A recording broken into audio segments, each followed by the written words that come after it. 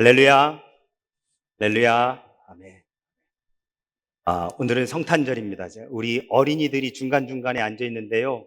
목사님이 우리 어린이들한테만 물어보겠습니다. 여러분, 성탄절이 뭐 하는 날이지요? 보기가 있습니다. 1번, 성탄절은 산타 할아버지 생일이다. 2번, 성탄절은 선물 받는 날이다. 3번, 성탄절은 썰매 타는 날이다. 싱가포르에서 썰매 못하죠. 4번, 성탄절은 카드 주고받는 날이다. 5번, 성탄절은 어디 가는 날이다.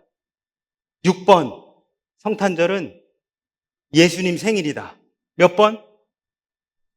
몇 번? 에? 6번이요. 근데 그러면 어디 가는 날 아니에요? 어디 안 갈 거야, 오늘?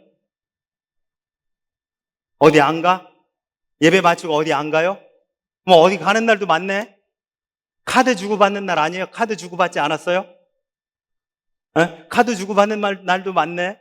선물 주고받는 날 맞아요? 선물 주고받지 않았어요? 산타 할아버지 생일은 아니지요, 정확하게. 여러분, 성탄절은 예수님의 생일입니다. 그런데 여러분, 어떤 한 사람의 생일을 이렇게 많은 사람들이 함께 기뻐하는 날이 성탄절 외에는 없지 않나라는 생각을 목사님이 해봐요. 제 생일이 언제인지 여러분 잘 모르시죠? 왜냐? 제 생일날 다 같이 기뻐하지 않거든요. 언제인지도 모르고요. 관심도 없고요. 마찬가지입니다. 여러분, 지금 옆에 계신 분들의 생일을 혹시 정확하게 이 가족들 말고요. 가족 아닌 내 옆에 혹은 앞에 계신 분들의 생일을 여러분 혹시 아십니까? 잘 모릅니다. 근데 우리는 인류 역사상 딱 한 분의 생일을 다 함께 기뻐하고 즐거워하고 그리고 뭔가를 해야 되는 날인 듯한 느낌을 우리는 늘 받으면서 그날을 지나갑니다. 제가 여러분 문제 하나 낼까요? 어떤 식당을 갔더니요, 1년 12달 그 식당 주인 아저씨가 캐롤을 부르더래요. 이 식당에서 팔지 않는 게 뭘까요?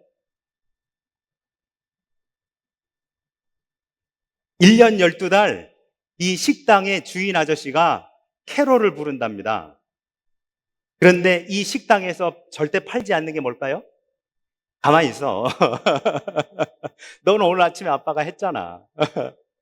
이 식당에서 절대 팔지 않는 것은 네, 울면입니다.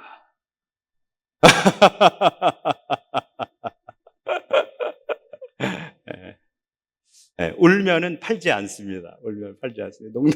농담이었고요. 네. 오늘 우리가 읽은 누가복음 2장에는 두 가지 이야기가 나옵니다. 하나는 요셉과 마리아가 갈릴리 나사렛에 있었던 요셉과 마리아가 호적하러, 그러니까 우리로 이야기하면 인구조사하러 베들레헴으로 가야 되는 이야기가 나옵니다. 그들에게 있어서는 첫 번째 아이였었어요. 그리고 이제 만삭이 되어서 이 아이가 오늘 당장 태어나도 전혀 이상하지 않을 법한 바로 그러한 때였습니다. 그런데 이 아이를 만삭을 한 상태로 베들레헴으로 가야 되는 바로 이 요셉과 마리아에게 닥친 바로 그 이야기가 누가복음 2장 전반부에 나옵니다. 또 하나의 이야기는 예수님의 탄생 소식을 들은 목자들에 대한 이야기가 나옵니다. 오늘 우리가 읽은 본문의 말씀인데요. 목자들은 뭐 하는 사람들이냐?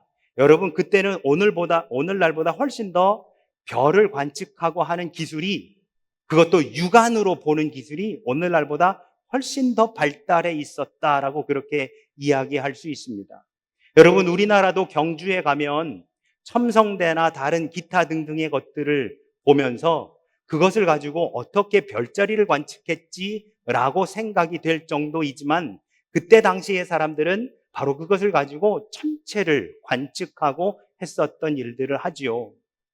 오늘이야 천체망원경이네, 뭐 컴퓨터로 뭐 어떻게 하네, 별의별 것들을 다 동원하지만 그때야 그런 게 있었습니까? 다 육안으로 하는 것이지요. 그러니까 육안으로 하늘에 있는 별이나 달 등을 보는 기술은 오늘보다 그때가 훨씬 더 좋았다고 해요. 그 밤에 그 목자들은 혹시나 자신들이 이끌고 있는 이 양떼들을 누군가가 어떠한 동물이 와서 혹시 잡아먹지는 않을까 노심초사하며 눈을 뜨고 지켜봤습니다. 때론 누군가는 졸립기도 했겠지요. 누군가는 졸립기도 해서 옆에 사람과 이런저런 이야기를 하기도 했었을 겁니다. 누군가는 하늘의 별을 보면서 관측하기도 했었을 거고요. 그리고 예상도 했었을 겁니다. 어떤 사람은 시편을 암송하는 사람도 있었을 겁니다. 첫 번째 이야기인 아이가 태어난 이야기도 그렇지만 이 두 번째 이야기인 목자의 이야기도 여러분 아주 당시에는 평범한 이야기였었습니다. 여러분, 예수님은 평범한 중에 찾아오십니다. 믿으십니까? 예수님은 스페셜 이벤트 가운데 찾아오시지 않고요. 평범한 우리네 삶 가운데 찾아오시는 분이 바로 예수님이십니다. 그래서요, 여러분, 우리는 예수님이 오시는 날이 12월 25일이라고 해서 오늘 이렇게 예배드리고 하지만 실제로 우리 예수님은 우리의 일상 가운데 다가와 주시는 분, 바로 그분이 우리 예수님이신 줄로 믿으시기를 바랍니다. 우리 예수님은 학교에서 우리에게 찾아오십니다. 친구들과 대화하는 중에 우리에게 다가오시고, 회사에서 동료들과 혹은 회의하는 중에, 아니면 가정에서 우리의 가족들과 함께 식사하는 중에 우리에게 말씀하시는 분, 우리에게 찾아오시는 분, 우리에게 다가오시는 분이 바로 그분이 우리 예수님이신 줄로 믿습니다.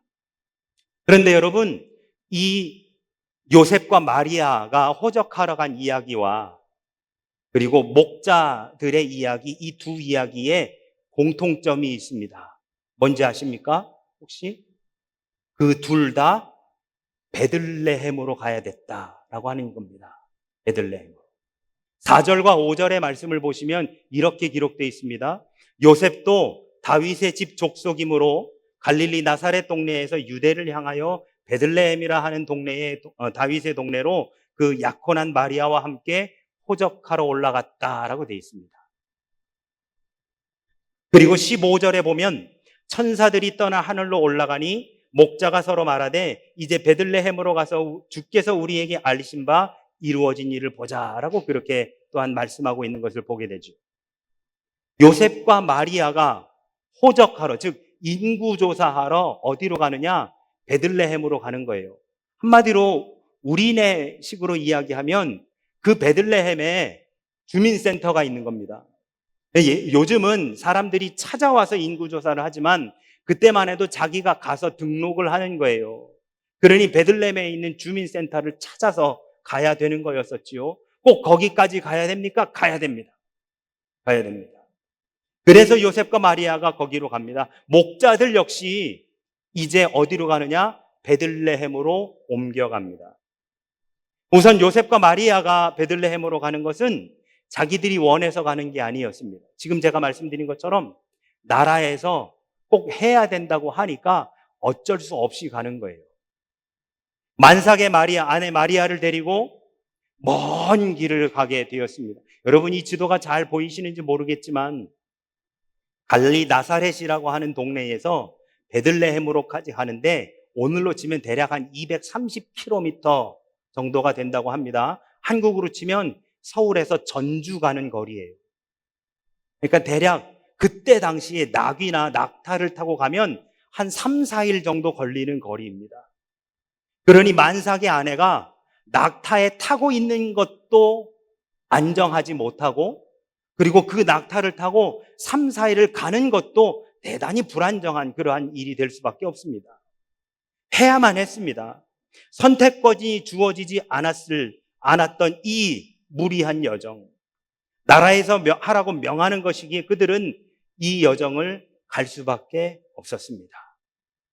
두 번째 이야기, 천사들이 떠나간 그 목자들은 이제 정신을 번쩍 차렸습니다. 그런데 여러분, 이 정신을 번쩍 차린 목자들이 누가 먼저라고 할 것도 없이 똑같이 하는 말이 뭐냐면 우리 베들레헴으로 가자라고 하는 말입니다. 15절에 보시면 천사들이 떠나 하늘로 올라가니 목자가 서로 말하되 이제 베들레헴으로 가서 주께서 우리에게 알리신 바 이 이루어진 일을 보자라고 그렇게 말씀하고 있습니다. 잘 보셔요, 여러분. 언제 베들레헴 가자고요? 언제? 우리 어린이들. 목사님 문제. 언제 베들레헴 가자고요? 언제? 언제 가자고요? 내일 가자고요? 오늘 해 다 뜨고 나면 이제 지금 밤이니까 이제 해가 다 뜨고 나면 이제 내일 가자고요? 조금 있다가 가자고요? 이거 다 정리하고 가자고요? 지금 밖에 있는 이 양떼들을 전부 다 우리 안에 넣고 그리고 가자고? 아니에요. 바로 지금 당장 베들레헴으로 가자라고 하는 겁니다. 그런데 여러분, 만약에 그들이 베들레헴과 가까운 곳에 있었다라고 한다면 베들레헴이라고 하는 지명이 나오지 않았을 겁니다. 더군다나 헬라어 원문에 이 간다라고 하는 말이 디에르코마이라고 하는 말인데요. 이 말은 어느 정도 거리가 있는 지역을 이동한다라고 하는 뜻이거든요.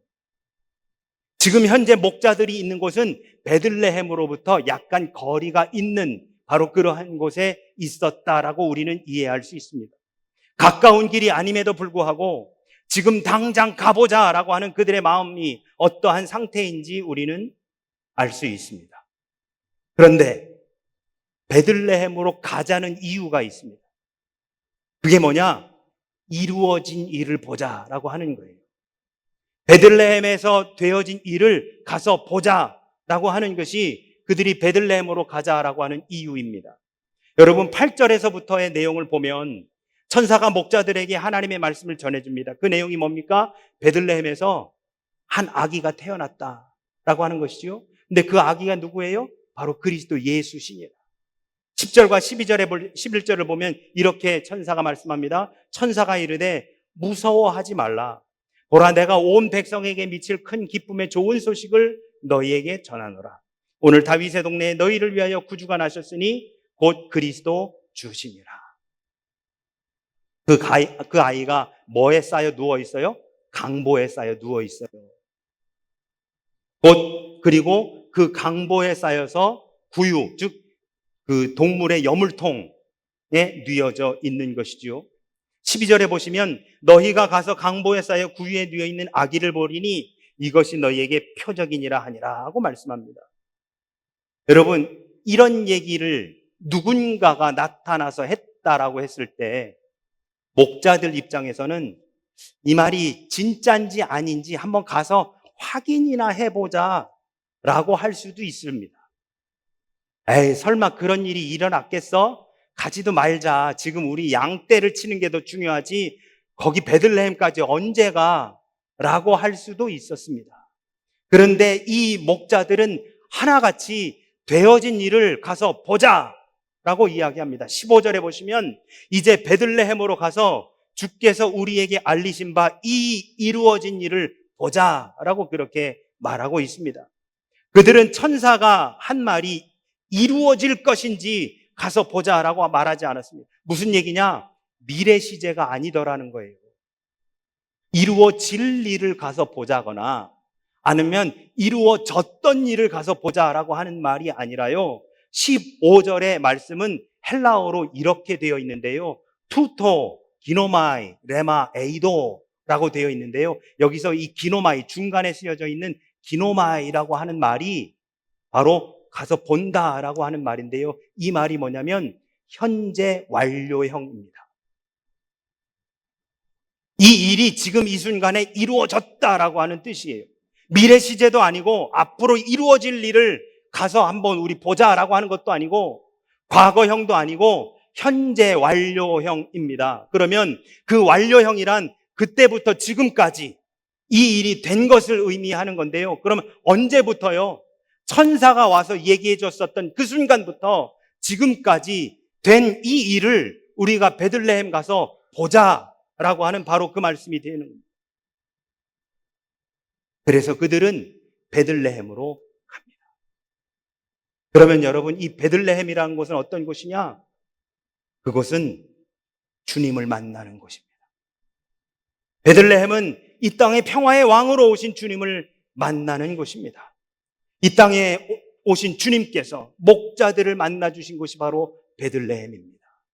요셉과 마리아에게 성령으로 잉태되어 태어나신 바로 그 주님이 탄생하신 곳이 베들레헴이요, 목자들이 거기 가서 그 태어나신 주님을 만나는 곳, 바로 그것이 베들레헴입니다. 평화의 왕으로 오신 주님께서 우리를 만나 주실 곳이 바로 그 베들레헴입니다. 그리고 그곳에서 목자들은 이미 누가복음 2장의 앞부분에서 말씀드린 것 같이 호적하러 온 요셉과 마리아, 그리고 그들이 낳은 아기 예수님을 만난 곳, 바로 이것이 베들레헴입니다. 여러분, 마태복음 28장을 보면 부활하신 예수님의 행적을 우리에게 말씀해 주고 있습니다. 그런데 부활하신 예수님께서 하시는 말씀이 뭐냐? 10절에 보시면 가서 내 형제들에게 갈릴리로 가라 라고 그렇게 말씀합니다. 그런데 그 갈릴리로 가라는 이유가 뭐냐면 거기서 나를 보리라. 부활하신 주님께서 제자들을 만나 주신 곳, 부활하신 주님께서 지금까지 당신을 따랐었던 사람들을 만나 주신 곳이 어디냐? 바로 갈릴리였다라고 하는 것이지요. 즉 누가복음 2장의 베들레헴이나 마태복음 28장의 갈릴리나 예수님은 이리 오라고 하지 않으시오. 바로 거기서 나를 만날 것이라. 그러면 여러분, 우리에게 무엇이 필요할까요? 두 가지가 필요합니다. 첫 번째, 믿음이 필요합니다. 그분의 말씀이 이루어졌다라고 하는 믿음이 우리에게 필요합니다. 앞으로 이루어질 것이 아니라 미래의 언젠가 그 썸데이에 이루어질지도 모르고 안 이루어질지도 모르는 그러한 일에 대한 것이 아니라 이미 이루어진 일을 보자라고 하는 바로 그 믿음이 우리에게 있어야 된다라고 하는 것이지요. 하나님의 말씀은 이미 우리들의 삶 가운데 이루어진 줄로 믿습니다. 여러분, 언젠가 이루어질 것이 아닙니다. 내가 지금 기도하는 것이 언젠가 어느 날 언제 이루어지겠지라고 하는 것이 아니라 이미 지금 내 삶 속에서 이루어져 나아가고 있음을 믿으시기를 주의 이름으로 축원합니다. 우리가 기도하는 것, 우리가 바라고 소망하는 것, 하나님이 우리에게 말씀해 주신 것은 현재 완료형으로 지금 이미 이루어져 나아가고 있는 것입니다. 두 번째, 우리에게 필요한 것은 결단입니다. 베들레헴으로 가고자 하는 결단, 갈릴리로 가고자 하는 결단, 바로 그 결단. 지금 내가 있는 곳에서 상황과 환경과 여건을 따지면서 할 수 있는지 없는지, 갈 수 있는지 없는지, 갈까 말까라고 하는 것들을 계산하고 판단하며 내 상식과 이성으로 그렇게 계산하고 있는 것이 아니라 주님께서 하셨음을 믿는 그 믿음으로 나아가는 결단이 우리에게 필요하다라고 하는 말씀이죠. 여러분, 우리의 베들레헴은 어디입니까? 우리 가운데 오신 주님께서 우리를 만나 주실 우리의 베들레헴은 어디입니까? 부활하신 주님께서 우리에게 가라고 하시는 우리의 갈릴리, 그 주님을 만날 바로 그 갈릴리는 어디이십니까? 우리는 우리의 베들레헴을 찾아가야 합니다. 그곳에서 이 땅의 평화의 왕으로 오신 주님을 만날 수 있는 것입니다. 주님은 우리를 찾아와 주셨습니다. 그래서 우리에게 그곳 베들레헴을 찾아오라 라고 명령해 주십니다. 우리의 영적인 베들레헴을 찾아 그곳에서 주님을 만나야 주님이 주시는 진정한 평안함을 누릴 수 있는 것입니다.